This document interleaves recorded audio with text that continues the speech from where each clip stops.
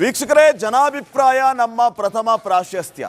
ಪ್ರತಿ ವಿಚಾರಗಳ ಬಗ್ಗೆ ನಿಮ್ಮ ಅಭಿಪ್ರಾಯ ಕೌಂಟ್ ಆಗುತ್ತೆ. ನೀವು ನಮ್ಮ ನಂಬರ್ ನೋಟ್ ಮಾಡಿಕೊಂಡು ಫೋನ್ ಮಾಡ್ಬೋದು, ಕಾಲ್ ಮಾಡ್ಬೋದು, ಮೆಸೇಜ್ ಮಾಡ್ಬೋದು, ನಿಮ್ಮ ಅಭಿಪ್ರಾಯವನ್ನು ತಿಳಿಸ್ಬೋದು. ಫಸ್ಟ್ ಕಾಲರ್ ರೆಡಿ ಇದ್ದಾರೆ, ಸಂಗಪ್ಪ ಅಂತ ಹೇಳಿ ಕರೆ ಮಾಡಿದ್ದಾರೆ. ಸರ್ ನಮಸ್ಕಾರ. ನಮಸ್ಕಾರ ಸರ್. ಸರ್ ನೋಡಿ, ನಾವು ಹಿರೇಬಗನಾಳ ಗ್ರಾಮದ ಪರಿಸ್ಥಿತಿಯನ್ನ ಜನಪ್ರತಿನಿಧಿಗಳಿಗೆ ತೋರಿಸುವ ಕೆಲಸ ಮಾಡ್ತಾ ಇದ್ದೀವಿ. ಎಷ್ಟು ತೊಂದರೆ ಆಗ್ತಾ ಇದೆ ಅನ್ನೋದನ್ನ ತಾವು ಗಮನಿಸ್ತಾ ಇದ್ರಿ. ಯಲಬುರ್ಗಾದವರು ತಾವು ಏನ್ ಹೇಳ್ತೀರಿ ವಿಚಾರಕ್ಕೆ ಸಂಬಂಧಪಟ್ಟ? ಅದು ನೋಡ ಬಹಳ ಸಂಕಟ ಸರ್. ಬಹಳ ನಾವು ಇಲ್ಲೇ ಅದ ದೇವ್ರಾಗ ಇಲ್ಲೇ ದೂರ ಆಗ್ತಿಲ್ಲ ನಮ್ಗೆ. ಅದೆಲ್ಲ ನೋಡಿ ನಾನು ಬಹಳ ಅಷ್ಟು ಅಡ್ಡಾಡಿ ನೋಡ್ಕೊಂಡ್ ಬಂದೀನಿ ಸರ್. ಅಲ್ಲೇ ಅದನ್ನ ಬಹಳ ಇದು ಮಾಡ್ತಿದಾರೆ ಅವ್ರಲ್ಲಿ. ಫ್ಯಾಕ್ಟ್ರಿ ಅಜ್ಜಾರ್ ಎಷ್ಟೋ ಸ್ಟ್ರೈಕ್ ಮಾಡಿದ್ರು ಅವ್ರು ಬಹಳ ಅಲಕ್ಷ್ಯ ಮಾಡ್ತಿದಾರೆ ಅಲ್ಲಿ. ಅದ್ರ ಸಲುವಾಗಿ ಅವ್ರು ಸ್ವಲ್ಪ ಭಾಳ ನೀವು ಹೇಳಿದಕ್ಕೆ ಇವತ್ತು ಭಾಳ ಮಾತಾಡ್ಬೇಕಾಯ್ತು. ಅದ್ರ ಸಲುವಾಗಿ ಈಗ ಅದ್ರದ್ದು ಯಾವ ರೀತಿ ಮಾಡ್ತೀರಿ ನೀವೀಗ? ನೀವು ಏನಾರ ಮಾಡೋದು ಹೆಲ್ಪ್ ಮಾಡಕ್ಕೆ ನಾವು ರೆಡಿ ಇದೀವಿ ರೀ. ಅದಕ್ಕೇನು ನಾವು ಅಭ್ಯಂತರ ಇಲ್ಲ, ಹೆಂಗ ಇದಾಗಲ್ದಕ್ಕ ನಮ್ಗೇನು ಅಭ್ಯಂತರ ಇಲ್ಲ, ಹೇಳಿದೀವಿ ನಾವು. ಓಕೆ, ಸರಿ ಸರಿ ಸರಿ, ನೋಡಿ ನೋಡಿ ಭಾಳ ಇದಾಯ್ತು sir. Okay, thank you Sangappa ಅವರೇ, ರಿಪಬ್ಲಿಕ್ ಕನ್ನಡ ಜೊತೆಗೆ ಮಾತಾಡಿದ್ದಕ್ಕೆ.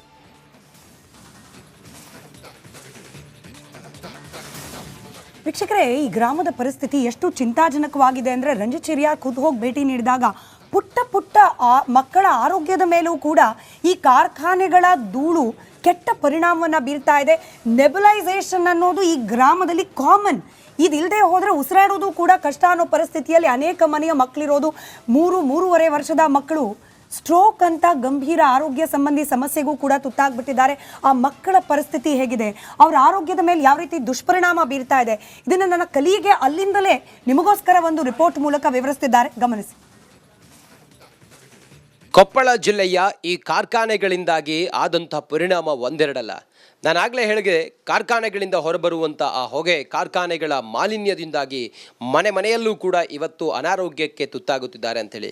ಚಿಕ್ಕ ಪುಟ್ಟ ಮಕ್ಕಳೆಲ್ಲ ಇವತ್ತು ಸ್ಟ್ರೋಕ್ನಂತಹ ಮಾರಕ ಕಾಯಿಲೆಗಳಿಗೆ ತುತ್ತಾಗಿ ತಮ್ಮ ಜೀವನವನ್ನು ಹಾಳು ಮಾಡಿಕೊಳ್ಳುತ್ತಿದ್ದಾರೆ. ಜೀವನ ಇವತ್ತು ಸಂಪೂರ್ಣವಾಗಿ ಈ ಕಾರ್ಖಾನೆಗಳಿಂದಾಗಿ ತಮ್ಮ ಜೀವ ಇವತ್ತು ದುಸ್ತರವಾಗಿದೆ. ನೋಡಿ, ಈ ಪುಟ್ಟ ಮಗುವಿನ ಹೆಸರು ಜೀವನ್ ಅಂತೇಳಿ. ಪ್ರತಿ ಮನೆಯಲ್ಲೂ ಕೂಡ ಈ ನೆಬ್ಯುಲೈಸರ್ ಅಂಥೇಳಿ ಪ್ರತಿ ಮನೆಯಲ್ಲೂ ಕೂಡ ಇದನ್ನು ಬಳಸ್ತಾ ಇದ್ದಾರೆ. ಈ ಪುಟ್ಟ ಮಗುವಿಗೆ ಸ್ಟ್ರೋಕ್ ಆಗಿದೆ, ಚಿಕಿತ್ಸೆ ಕೊಡ್ತಾ ಇದ್ದಾರೆ. ಅವರ ತಂದೆ ತಾಯಿ ಕೂಡ ನನ್ನ ಜೊತೆಲಿದ್ದಾರೆ. ಆ ಮಗುವಿನ ಆಸ್ಪತ್ರೆಯ ದಾಖಲಾತಿಗಳನ್ನು ತಾವು ಗಮನಿಸ್ತಾ ಇದ್ದೀರಿ. MRI ಸ್ಕ್ಯಾನ್ ಮಾಡಿರೋದು ಮತ್ತು ಆ ಮಗುವಿನ ಏನು ವೈದ್ಯರು ಕೊಟ್ಟಂತಹ ದಾಖಲೆಗಳನ್ನು ತಾವು ನೋಡ್ತಾ ಇದ್ದೀರಿ. ಶ್ವಾಸಕೋಶದ ಸಮಸ್ಯೆಗಳು, BP ಅಂಥ ಸಮಸ್ಯೆಗಳು, ಹಾಗೆ ಗರ್ಭಪಾತದಂತಹ ಸಮಸ್ಯೆಗಳು ಸೇರಿದಂತೆ ಹತ್ತಾರು ಕಾಯಿಲೆ ಕಸಾಲೆಗಳಿಗೆ ಈ ಕಾರ್ಖಾನೆಗಳಿವತ್ತು ಕಾರಣ ಆಗ್ತಾ ಇದ್ದರೂ ಕೂಡ ಸರ್ಕಾರ ಇಷ್ಟೆಲ್ಲ ಈ ಊರೇ ಕಾರ್ಖಾನೆಯಿಂದ ಅಪೋಷಣವಾಗ್ತಾ ಇದ್ದರೂ ಕೂಡ ಯಾರೊಬ್ಬರು ಕೂಡ ಹೇಳೋರು ಕೇಳೋರು ಯಾರೂ ಇಲ್ಲ. ಆ ಮಗುವಿಗೆ ಹೆಚ್ಚು ಕಮ್ಮಿ 4.5 ವರ್ಷ ಆಗಿದೆ, ಇನ್ನೂ ಕೂಡ ಮಾತಾಡಲಿಕ್ಕೂ ಕೂಡ ಆಗ್ತಾ ಇಲ್ಲ. ಅಂತಹ ಆರೋಗ್ಯದ ಸಮಸ್ಯೆಗೆ ತುತ್ತಾಗಿರುವಂಥ ಒಂದು ಮನೆ ಇದು. ಆ ಮನೆಯನ್ನು ತಾವು ನೋಡ್ತಾ ಇದ್ದೀರಿ. ಅವರ ತಂದೆ ನನ್ನ ಜೊತೆಲಿದ್ದಾರೆ, ಅವ್ರು ಮಾತಾಡ್ತೀನಿ. ಸರ್, ಚಿಕ್ಕ ಮಕ್ಕಳಲ್ಲೆಲ್ಲ ಈ ಕಾರ್ಖಾನೆಗಳ ವಿಷಪೂರಿತವಾದಂತಹ ಮಾಲಿನ್ಯಕಾರಕ ಅಂಶದಿಂದಾಗಿ ಆರೋಗ್ಯ ಕೆಡ್ತಾ ಇದೆ. ಏನಾಗಿದೆ ಮಗುವಿಗೆ? ಇವ್ರಿಗೆ 3.5 ವರ್ಷ ಸರ್. ಸ್ಟ್ರೋಕ್ ಆಗಿದೆ. 4 ವರ್ಷ, ಈಗ 4 ವರ್ಷ ಸ್ಟ್ರೋಕ್ ಆಗಿದೆ, ಪ್ಯಾರಾಲಿಸಿಸ್ ಸ್ಟ್ರೋಕು. ಆಮೇಲೆ ಅವನಿಗೆ ಪ್ರತಿ 15 ದಿನ ತಿಂಗಳಿಗೊಂದ್ಸಲ ನೆಬುಲೈಸೇಷನ್ ಹಚ್ಚಲೇಬೇಕು ಸರ್. ಉಸಿರಾಟದ ಸಮಸ್ಯೆ ಇದೆ ಸರ್ ಈ ಭಾಗದಲ್ಲಿ. ಏನು ಕಾರ್ಖಾನೆಗಳ ವಿಪರೀತ ಧೂಳು ಏನೈತೆ ಸರ್, ನೆಬುಲೈಸೇಷನ್ ಹಚ್ಚಲೇಬೇಕು ಸರ್. ಇಲ್ಲಿ ನೋಡಿ ಸರ್. ಹಾಗಾಗಿ ಈಗ ಆತನಿಗೆ 3 ತಿಂಗಳಿಂದ ನಾವು ಹುಬ್ಳಿಯಲ್ಲಿ ತೋರಿಸ್ಕೊಂಬಂದಿದ್ದೀವಿ ಸರ್. ಅಲ್ಲಿ ಸ್ಟ್ರೋಕ್ ಅಂತ ಹೇಳಿದ್ರು, ಅಲ್ಲಿ 3 ತಿಂಗಳಿಂದ ಚಿಕಿತ್ಸೆ ಕೊಡಿಸ್ತಾ ಇದ್ದೀನಿ. ಆಮೇಲೆ ಬೆಳೆ ಬೆಳೆದಿದ್ದೆ ಸರ್, ನೀನು ಈರುಳ್ಳಿ ಹಾಕಿದ್ದೆ. ಬೇರೆ ಭಾಗದಲ್ಲೆಲ್ಲ 300 ಚೀಲ ಬರ್ತದೆ ಸರ್ ಒಂದು ಎಕರೆಗೆ. ನಾನು 1.5 ಎಕರೆಗೆ 100 ಚೀಲ ಬಂದಿದೆ ಸರ್. ಆಮೇಲೆ ಮಾರ್ಕೆಟಿಂಗ್ ಹೋದರೆ 9 ರೂಪಾಯಿ ಕೆಜಿ ಅಂತ ಕೇಳಿದೆ ಸರ್. ಅವತ್ತು 15 ರೂಪಾಯಿ ಇತ್ತು ಸರ್ ರೇಟ್. ನಮ್ಮ ಹಿರೇಬಗನಾಳ ಮಾಲಿಗೆ 9 ರೂಪಾಯಿ ಆಗಿದೆ ಸರ್. ಹಿರೇಬಗನಾಳ ಅಂದರೆ ರೇಟ್ ಕಡಿಮೆ ಸರ್. 30,000 ರೂಪಾಯಿ ಆಯ್ತು ಸರ್. ಅದು ಬರೀ ಹೆಚ್ಚಿದ್ದು ಕಿತ್ತಿದ್ದು ಸರ್. ಆ ಬಂದ ದೊಡ್ಡದಿಂದ ಅವನಿಗೆ ಹೆಚ್ಚುವರಿ ಟ್ರೀಟ್ಮೆಂಟ್ ಕೊಡಿಸ್ಬೇಕಿತ್ತು ಸರ್. ಅದನ್ನು ಕೊಡ್ಸೋದಕ್ಕೆ ಆಗಿಲ್ಲ ಸರ್. ನಾನು ಈಗ ಅವನ್ನ ಕರ್ಕೊಂಡು ಹೋಗ್ಬೇಕಿತ್ತು ಸರ್. ಹಣಕಾಸಿನ ಅಭಾವದಿಂದ ಕರ್ಕೊಂಡು ಹೋಗಿಲ್ಲ ಸರ್ ಈ ತಿಂಗಳು. ಆಮೇಲೆ ಸಾಲ ಮಾಡಿ ಮೊನ್ನೆ ಹೋಗಿ ಬಂದೆ ಸರ್. ಮತ್ತು ಮಕ್ಕಳಿಗಿನ ಹೆಚ್ಚಿಂದು ಇದಿಲ್ಲ ಅಂತ ಕರ್ಕೊಂಡು ಹೋಗಿ ಬಂದಿದ್ದೀನಿ ಸರ್. ಈಗ ನನ್ನ ಕಣ್ಣು ಆಪ್ರೇಷನ್ಗೆ ಹೇಳಿದ್ದಾರೆ ಸರ್. ಕಣ್ಣು ಆಪರೇಷನ್ಗೆ ಹೇಳಿದ್ದಾರೆ. ನಮ್ಮ ತಾಯಿಯವರಿಗೂ ಕೂಡ ಆರೋಗ್ಯ ತಪ್ಪಿದೆ. ಹೌದೌದು ಸರ್, ಅವ್ರು ಜಿಲ್ಲಾ ಆಸ್ಪತ್ರೆಯಲ್ಲಿ ಇದ್ದಾರೆ ಸರ್. ಅವ್ರಿಗೆ ಈಗ ನಾನು ಕಣ್ಣು ಆಪರೇಷನ್ ಮಾಡ್ಕೊಂಡು ನಾನು ಮನೆ ಕುಂತ್ರೆ ನನ್ನ ಮನೆ ಪರಿಸ್ಥಿತಿ ನಡೆಯಲ್ಲ ಅಂತ ನಾನು ಮಾಡ್ಕೊಂಡಿಲ್ಲ ಸರ್. 30-50% ಜನ ಕಣ್ಣು ಆಪರೇಷನ್ ಮಾಡಿಸಲೇಬೇಕಂತಂದು ಎಂ ಜೋಶಿ ಅವ್ರು ಹೇಳಿದ್ರು ಸರ್, ಡಾಕ್ಟರ್ ಕಣ್ಣಿನ ಆಸ್ಪತ್ರೆ ಡಾಕ್ಟರ್. ಕಾರಣ ಏನು ಸರ್? ಈ ಧೂಳಿಂದ ದುರ್ಮಾಂಸ ಬೆಳಕತ್ತೆ ಸರ್ ಕಣ್ಣಲ್ಲಿ. ದುರ್ಮಾಂಸ ಬೆಳೆದ್ರಿಂದ 30% ಜನ ಕಣ್ಣು ಆಪರೇಷನ್ ಮಾಡಿಸಬೇಕು ಸರ್. ಈಗ ನಾನು ಕಣ್ಣು ಆಪರೇಷನ್ ಮಾಡ್ಕೊಂಡು ಮನೆಗೆ ಕುಂದ್ರೆ ನನ್ನ ಮಗನ ಪರಿಸ್ಥಿತಿ ಅವ್ನು ಕರ್ಕೊಂಡು ಹೋಗೋರಿಲ್ಲ ಸರ್. ಹೊಲದಲ್ಲಿ ಬೆಳೆ ಬೆಳಕಾಗ್ತಲ್ಲ ಸರ್. ಪಶು ಇಲಾಖೆಯವ್ರು ಹೇಳ್ತಾರೆ ನೀವು ದನಗಳನ್ನು ಸಾಕ್ಬೇಡ್ರಿ ಅಂತ. ರೈತರಿಗೆ ಜೀವನೋಪಾಯಕ್ಕೆ ಜಾನುವಾರುಗಳೇ ಸರ್. ಅವ್ರು ಹೇಳ್ತಾರೆ ನೀವು ದನಗಳನ್ನು ಸಾಕ್ಬೇಡ್ರಿ ಅಂತ ವರದಿ ಕೊಟ್ರೆ ಸರ್. ಈ ಜಾನುವಾರುಗಳು ಬದುಕ್ತಾ ಇಲ್ಲ, ನಾವು ಬೆಳೆದ ಬೆಳೆ ಕೈಗೆ ಬರ್ತಾ ಇಲ್ಲ, ನಾವು ಬದುಕ್ತಾ ಇಲ್ಲ ಅಂದರೆ ನಾವು ಜಿಲ್ಲಾಧಿಕಾರಿಗಳಿಗೆ ಮನವಿ ಮಾಡಿದ್ವಿ ಸರ್, ದಯಾಮರಣ ಕೊಡ್ರಿ ಅಂತ. ನಾನೇ ಕೊಟ್ಟಿದ್ದೀನಿ ಸರ್. ನಮ್ಮ ತಾಯಿಯವರೇ ದಯಾಮರಣಕ್ಕೆ ಹೇಳ್ಬಿಟ್ಟಿದ್ದಾರೆ ಸರ್. ಈ ಅಂಥ ಪರಿಸ್ಥಿತಿಗೆ ಕಾರ್ಖಾನೆಯವರು ಇಲ್ಲಿ ನಮ್ಮ ತಂದಿದ್ದಾರೆ ಸರ್. ಹೆಚ್ಚು ಕಮ್ಮಿ ಏನಾರು ಕಾರ್ಖಾನೆಯವ್ರು ಸ್ವಲ್ಪ ಧೂಳು ಕಡಿಮೆ ಮಾಡಿಕ್ಯಾರ ನಮ್ಮ ಮೇಲೆ ದಬ್ಬಾಳಿಕೆ ಮಾಡ್ತಾರೆ ಸರ್. ನೀವು ಊರು ಬಿಟ್ಟು ಹೋಗ್ರಿ ಅಂತ ಹೇಳ್ತಾರೆ ಸರ್. ಕಾರ್ಖಾನೆ ಎಲ್ಲಿಂದ ಬಂದಂಥ ಕಾರ್ಖಾನೆಗಳು ನಮ್ಮನ್ನು ಊರು ಬಿಟ್ಟು ಹೋಗ್ರಿ ಅಂತಾರೆ. ನೋಡಿ, ಇಂಥ ಸ್ಥಿತಿಯಲ್ಲಿ ನೀವೇನಾದರೂ ಬದುಕಲಿಕ್ಕೆ ಸಾಧ್ಯ ಇದೆಯಾ? ಇನ್ನಾದರೂ ಕೂಡ ಕಾರ್ಖಾನೆಗಳಿಗೆ ಕಡಿವಾಣ ಹಾಕೋ ಕೆಲಸ ಆಗುತ್ತಾ? ಕಾದು ನೋಡಬೇಕಾಗಿದೆ. ಕ್ಯಾಮ್ರಾ ಪರ್ಸನ್ ರಾಕೇಶ್ ಗುಳೇಜ್ ಜೊತೆಗೆ ನಾನು ರಂಜಿತ್ ಶಿರಿಯಾ, ರಿಪಬ್ಲಿಕ್ ಕನ್ನಡ, ಕೊಪ್ಪಳ. ಹೆಚ್ಚಿನ ಸಂಖ್ಯೆಯಲ್ಲಿ ಕರೆಗಳು ಬರ್ತಾ ಇದೆ, ವಾಟ್ಸಪ್ ಮೂಲಕ ಮೆಸೇಜ್ ಕೂಡ ಮಾಡ್ತಾ ಇದ್ದಾರೆ. ಏನೆಲ್ಲ ಅಭಿಪ್ರಾಯವನ್ನ ಹೇಳ್ತಾ ಇದ್ದಾರೆ ಅನ್ನೋದನ್ನ ಗಮನಿಸ್ತಾ ಹೋಗೋಣ. ಮೊದಲನೇದಾಗಿ ಪುರುಷೋತ್ತಮ್ ಅನ್ನೋರು ವಾಟ್ಸಪ್ ಮೂಲಕ ಮೆಸೇಜ್ ಅನ್ನ ಮಾಡಿದ್ದಾರೆ, ತಮ್ಮ ಅಭಿಪ್ರಾಯವನ್ನ ತಿಳಿಸಿದ್ದಾರೆ. ಜನಪರ ನ್ಯೂಸ್ ಮಾಡಿದ ರಿಪಬ್ಲಿಕ್ ಕನ್ನಡ ಚಾನೆಲ್ಗೆ ಥ್ಯಾಂಕ್ಸ್. ಅಲ್ಲಿನ MLA ಯಾರು ಅವನಿಗೆ ಕಾಣೋದಿಲ್ವಾ, ಬಂದ್ ಮಾಡಲಿ, ಆರೋಗ್ಯ ಇಲಾಖೆ ದಂಡ ಹಾಕಲಿ ಅಂತ ಪುರುಷೋತ್ತಮ್ ಮಂಗಳೂರಿನಿಂದ ನಮಗೆ ವಾಟ್ಸಪ್ ಮೆಸೇಜ್ ಮಾಡಿದ್ದಾರೆ. ಇನ್ನು ಇವರಷ್ಟೇ ಅಲ್ಲ, ಅಲಿ ಅನ್ನೋರು ಕೂಡ ಮೆಸೇಜ್ ಮಾಡಿ ತಮ್ಮ ಅಭಿಪ್ರಾಯವನ್ನು ಹಂಚಿಕೊಂಡಿದ್ದಾರೆ. ಅಲಿ ಅವರ ಮೆಸೇಜ್ ಏನು ಅನ್ನೋದನ್ನು ನೋಡ್ತಾ ಹೋದರೆ, ಸರ್ ನಮಸ್ಕಾರ, ಮೊದಲು ಆ ಕಾರ್ಖಾನೆಯನ್ನು ಬಂದ್ ಮಾಡಿಸ್ಬೇಕು ಸರ್ ಅಂತ ಬಳ್ಳಾರಿಯಿಂದ ಅಲಿ ಅನ್ನುವಂಥವರು ತಮ್ಮ ಅಭಿಪ್ರಾಯವನ್ನು ವ್ಯಕ್ತಪಡಿಸಿದ್ದಾರೆ. ಅಭಿಪ್ರಾಯ ವ್ಯಕ್ತಪಡಿಸಿದ ಇಬ್ಬರಿಗೂ ಕೂಡ ಧನ್ಯವಾದ. ಎಲ್ಲರ ಅಭಿಪ್ರಾಯಗಳನ್ನು ಕೂಡ ಇದೇ ರೀತಿ ನಾವು ಸ್ವೀಕರಿಸ್ತೀವಿ. Thank you. ವೀಕ್ಷಕರೇ, ಜನಾಭಿಪ್ರಾಯ ನಮ್ಮ ಪ್ರಥಮ ಪ್ರಾಶಸ್ತ್ಯ. ಪ್ರತಿ ವಿಚಾರಗಳ ಬಗ್ಗೆ ನಿಮ್ಮ ಅಭಿಪ್ರಾಯ ಕೌಂಟ್ ಆಗುತ್ತೆ. ನೀವು ನಮ್ಮ ನಂಬರ್ ನೋಟ್ ಮಾಡಿಕೊಂಡು ಫೋನ್ ಮಾಡ್ಬೋದು, ಕಾಲ್ ಮಾಡ್ಬೋದು, ಮೆಸೇಜ್ ಮಾಡ್ಬೋದು, ನಿಮ್ಮ ಅಭಿಪ್ರಾಯವನ್ನು ತಿಳಿಸ್ಬೋದು. ಫಸ್ಟ್ ಕಾಲರ್ ರೆಡಿ ಇದ್ದಾರೆ, ಸಂಗಪ್ಪ ಅಂತ ಹೇಳಿ ಕರೆ ಮಾಡಿದ್ದಾರೆ. ಸರ್ ನಮಸ್ಕಾರ. ನಮಸ್ಕಾರ ಸರ್. ಸರ್ ನೋಡಿ, ನಾವು ಹಿರೇಬಗನಾಳ ಗ್ರಾಮದ ಪರಿಸ್ಥಿತಿಯನ್ನ ಜನಪ್ರತಿನಿಧಿಗಳಿಗೆ ತೋರಿಸುವ ಕೆಲಸ ಮಾಡ್ತಾ ಇದ್ದೀವಿ. ಎಷ್ಟು ತೊಂದರೆ ಆಗ್ತಾ ಇದೆ ಅನ್ನೋದನ್ನ ತಾವು ಗಮನಿಸ್ತಾ ಇದ್ರಿ. ಯಲಬುರ್ಗಾದವರು ತಾವು ಏನ್ ಹೇಳ್ತೀರಿ ವಿಚಾರಕ್ಕೆ ಸಂಬಂಧಪಟ್ಟ? ಅದು ನೋಡ ಬಹಳ ಸಂಕಟ ಸರ್. ಬಹಳ ನಾವು ಇಲ್ಲಿಯರು ಅದ ದೇವ್ರಾಗ ಇಲ್ಲೇ ದೂರ ಆಗ್ತಿಲ್ಲ ನಮ್ಗೆ. ಅದೆಲ್ಲ ನೋಡಿ ನಾನು ಬಹಳ ಅಷ್ಟು ಅಡ್ಡಾಡಿ ನೋಡ್ಕೊಂಡ್ ಬಂದೀನಿ ಸರ್. ಅಲ್ಲೇ ಅದನ್ನ ಬಹಳ ಇದು ಮಾಡ್ತಿದಾರೆ ಅವ್ರಲ್ಲಿ. ಫ್ಯಾಕ್ಟ್ರಿ ಅಜ್ಜಾರ್ ಎಷ್ಟೋ ಸ್ಟ್ರೈಕ್ ಮಾಡಿದ್ರು, ಅವ್ರು ಬಹಳ ಅಲಕ್ಷ್ಯ ಮಾಡ್ತಿದಾರೆ ಅಲ್ಲಿ. ಅದ್ರ ಸಲುವಾಗಿ ಅವ್ರು ಸ್ವಲ್ಪ ಭಾಳ ನೀವು ಹೇಳಿದಕ್ಕೆ ಇವತ್ತು ಭಾಳ ಮಾತಾಡ್ಬೇಕಾಯ್ತು. ಅದ್ರ ಸಲುವಾಗಿ ಈಗ ಅದ್ರದ್ದು ಯಾವ ರೀತಿ ಮಾಡ್ತೀರಿ ನೀವೀಗ? ನೀವು ಏನಾರ ಮಾಡೋದು ಹೆಲ್ಪ್ ಮಾಡಕ್ಕೆ ನಾವು ರೆಡಿ ಇದೀವಿ ರೀ. ಅದಕ್ಕೇನು ನಾವು ಅಭ್ಯಂತರ ಇಲ್ಲ, ಹೆಂಗ ಇದಾಗಲ್ದಕ್ಕ ನಮ್ಗೇನು ಅಭ್ಯಂತರ ಇಲ್ಲ, ಹೇಳಿದೀವಿ ನಾವು. ಓಕೆ, ಸರಿ ಸರಿ ಸರಿ, ನೋಡಿ ನೋಡಿ ಭಾಳ ಇದಾಯ್ತು sir. Okay, thank you Sangappa ಅವರೇ, ರಿಪಬ್ಲಿಕ್ ಕನ್ನಡ ಜೊತೆಗೆ ಮಾತಾಡಿದ್ದಕ್ಕೆ.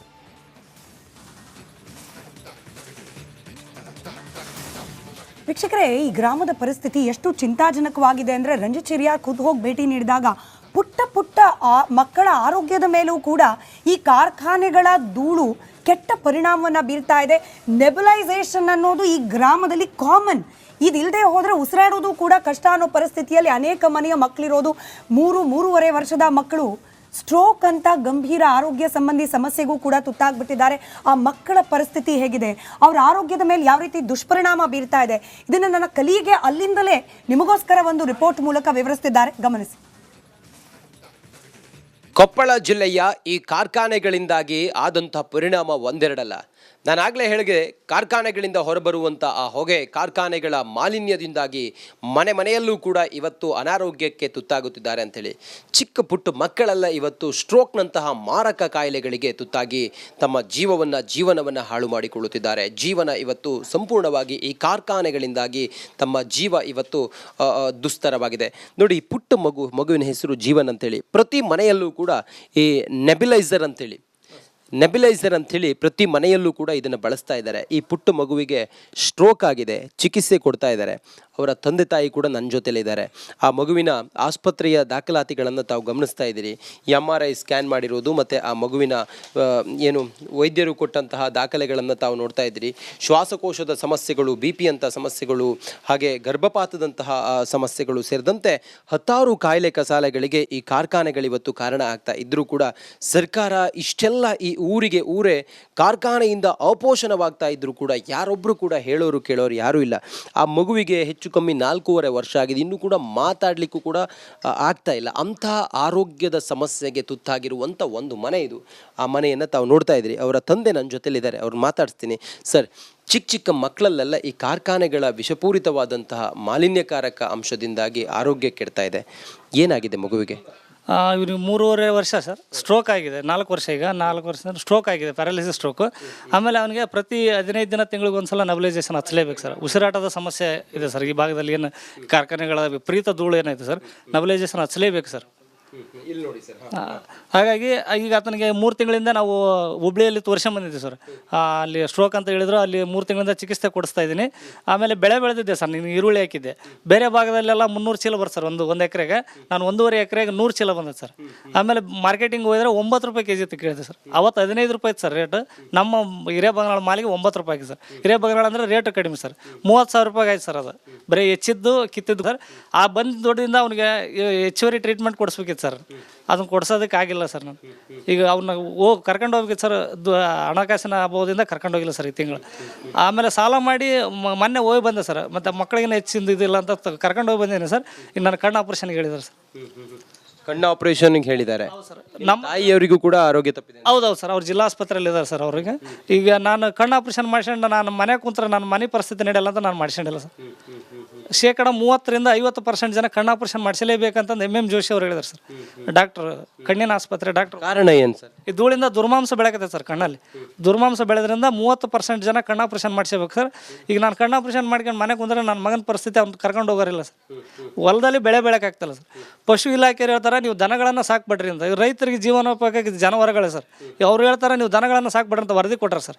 ಈ ಜಾನುವಾರುಗಳು ಬದುಕ್ತಾ ಇಲ್ಲ, ನಾವು ಬೆಳೆ ಕೈಗೆ ಬರ್ತಾ ಇಲ್ಲ, ನಾವು ಬದುಕ್ತಾ ಇಲ್ಲ ಅಂದರೆ ನಾವು ಜಿಲ್ಲಾಧಿಕಾರಿಗಳಿಗೆ ಮನವಿ ಮಾಡಿದ್ವಿ ಸರ್, ದಯಾಮರಣ ಕೊಡ್ರಿ ಅಂತ. ನಾನೇ ಕೊಟ್ಟಿದ್ದೀನಿ ಸರ್. ನಮ್ಮ ತಾಯಿಯವರೇ ದಯಾಮರಣಕ್ಕೆ ಹೇಳ್ಬಿಟ್ಟಿದ್ದಾರೆ ಸರ್. ಈ ಅಂಥ ಪರಿಸ್ಥಿತಿಗೆ ಕಾರ್ಖಾನೆಯವರು ಇಲ್ಲಿ ನಮ್ಮ ತಂದಿದ್ದಾರೆ ಸರ್. ಹೆಚ್ಚು ಕಮ್ಮಿ ಏನಾರು ಕಾರ್ಖಾನೆಯವ್ರು ಸ್ವಲ್ಪ ಧೂಳು ಕಡಿಮೆ ಮಾಡಿಕ್ಯಾರ ನಮ್ಮ ಮೇಲೆ ದಬ್ಬಾಳಿಕೆ ಮಾಡ್ತಾರೆ ಸರ್.